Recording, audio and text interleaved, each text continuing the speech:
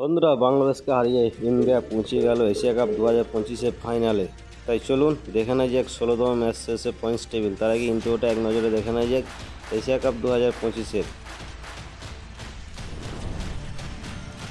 তো ইন্ট্রো শেষে আপনার কাছে ফিরে এলাম এশিয়া কাপ 2025-এর পয়েন্টস টেবিল নিয়ে, যেখানে 24শে সেপ্টেম্বর সুপার ফোরের ইন্ডিয়া বাংলাদেশের 16তম ম্যাচ শেষ হয়েছে এবং সেই ম্যাচ শেষে আপনাদের কাছে পয়েন্টস টেবিল এবং সেই ম্যাচের রেজাল্ট তুলে ধরবো এখন।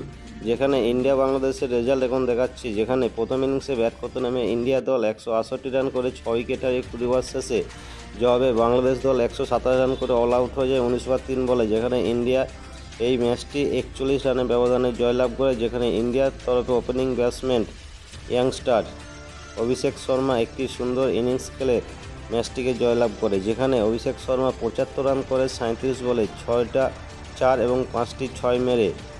তো অভিষেক শর্মার এই দুর্ধর্ষ ব্যাটিংয়ের জন্য আপনাদের কাছে একটা লাইক তো আশা করতেই পারি।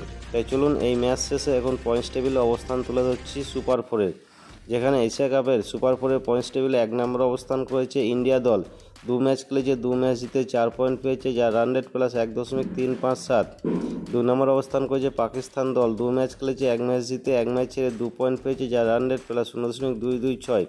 3 নম্বর অবস্থান করেছে বাংলাদেশ দল। 2 ম্যাচ খেলেছে, 1 ম্যাচ জিতে 1 ম্যাচ ছেড়ে 2 পয়েন্ট পেয়েছে, যার রান রেট -0.969।